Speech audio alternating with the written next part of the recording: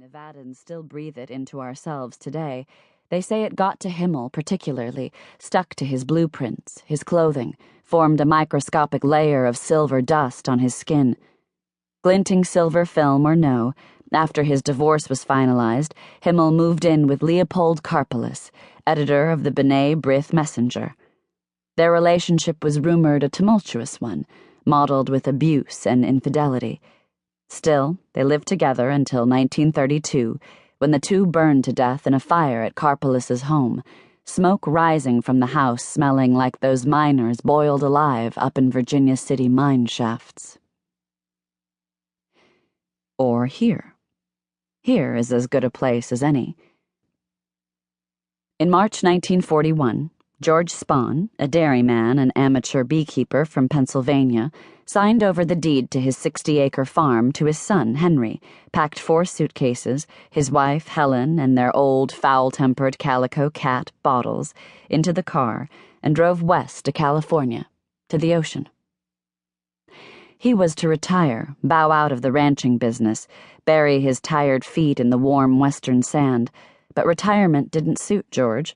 After 2 months, he came home to their ticky-tacky rental on the beach and presented Helen with plans to buy a 511-acre ranch at 1200 Santa Susana Pass Road in the Santa Susana Mountains.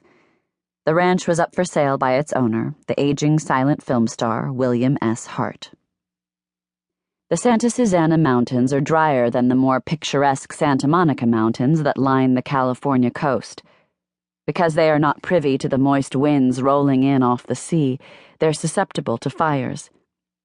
1200 Santa Susana Pass Road is tucked up in the Santa Susanas, north of Los Angeles, off what is now called the Ronald Reagan Freeway. Back in 1941, when George was persuading Helen to move again, taking her knobby hand in his, begging her to uproot the tendrils she'd so far managed to anchor into the loose beige sand of Manhattan Beach, just a bit east this time, Sweet Pea. The city of Chatsworth was little more than a Baptist church, a dirt-clogged filling station, and the Palomino Horse Association's main stables, birthplace of Mr. Ed. Years later, in 1961, my father, still a boy, would start a wildfire in the hills above the PHA stables. He would be 11, crouched in the dry brush, sneaking a cigarette. But let's not get ahead of ourselves. At the heart of the ranch was a movie set, a thoroughfare of a western boomtown, bank, saloon, blacksmith, wood-planked boardwalk, side streets and alleys, a jail. Perhaps the set dazzled Helen. Perhaps she, a prematurely arthritic woman, recalled the aching cold of Pennsylvania winters. Perhaps she spoiled her husband, as her children claim. Whatever the reason, Helen laid her hand on her husband's brow and said, "All right, George." And though by all accounts Helen came to like the ranch, on the day George took her out to view the property, for the first time her journal reads, "The property is quite expansive, surrounded by mountains. Gee, giddy as a boy. Not such a view as the beach, though. The road out is windy and narrow, sheer canyon walls on either side.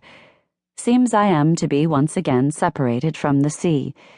And what a brief affair it was. Looking west, I feel a twinge like something had been taken from me, something a part of me, but never truly mine." Within a week of the Spahns' move up to 1200 Santa Susana Pass Road, Bottles the cat ran away. But George was more adaptable than Bottles, and luckier. In 1941, westerns were still Hollywood's bread and butter. George ran his movie set like he'd run his dairy ranch, building strong relationships with decision-makers, underpricing the competition.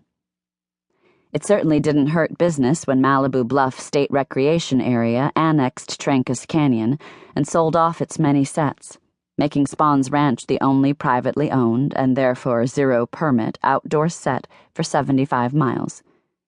The Spahns enjoyed a steady stream of business from the major studios, charging them a pretty penny to rent horses and shoot films at the ranch, among them High Noon, The Comstock Boys, and David O. Selznick's 1946 classic, Duel in the Sun, starring Gregory Peck. TV shows were also shot at the ranch. To keep listening to this audiobook, I've left you a link in the description so you can do it at no cost thanks to Audible's 30-day free trial.